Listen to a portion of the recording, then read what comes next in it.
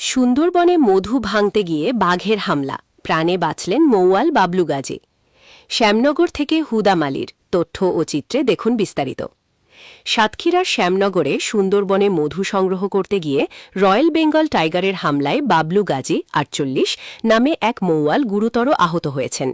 সহকর্মীদের সাহসিকতায় প্রাণে রক্ষা পেলেও তার শরীরের বিভিন্ন স্থানে গুরুতর জখম হয়েছে। রোববার ১০ মে সকাল ৮টার দিকে সুন্দরবন সাতক্ষীরা রেঞ্জের কাছিকাতা এলাকার পায়রাটুনি খালে এ ঘটনা ঘটে। পরে আহত অবস্থায় তাকে উদ্ধার করে দীর্ঘ সময় নৌপথ পাড়ি দিয়ে সোমবার ১১ মে সকালে লোকালয়ে আনা হয়। আহত বাবলু গাজী শ্যামনগর উপজেলার গাবুরা ইউনিয়নের ডুমুরিয়া গ্রামের মালিক গাজীর ছেলে। স্থানীয় সূত্র ও ফিরে আসা মৌয়ালদের সঙ্গে কথা বলে জানা যায়, ইউসুফ গাজীর নেতৃত্বে একদল মৌয়াল সুন্দরবনের পায়রাটুনি খাল এলাকায় মধু আহরণ করছিলেন। এ সময় হঠাৎ ঝোপের আড়াল থেকে একটি রয়্যাল বেঙ্গল টাইগার এসে বাবলু গাজীর ওপর ঝাঁপিয়ে পড়ে। মুহূর্তেই তাকে মাটিতে ফেলে শরীরের বিভিন্ন স্থানে আঘাত করতে থাকে বাঘটি। এ সময় সঙ্গে থাকা অন্য মৌয়ালরা চিৎকার শুরু করেন এবং লাঠি সোটা নিয়ে এগিয়ে গেলে বাঘটি বাবলুকে ছেড়ে জঙ্গলের ভেতরে চলে যায়।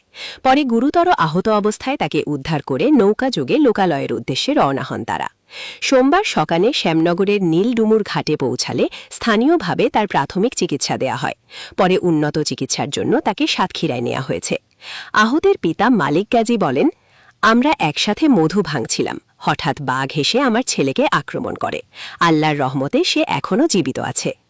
এ বিষয়ে বন বিভাগের বুড়ি গোয়ালিনী স্টেশনের সহকারী স্টেশন কর্মকর্তা ইরফান হোসেন বলেন, বিষয়টি আমরা জানতে পেরেছি, বিস্তারিত খোঁজখবর নেওয়া হচ্ছে।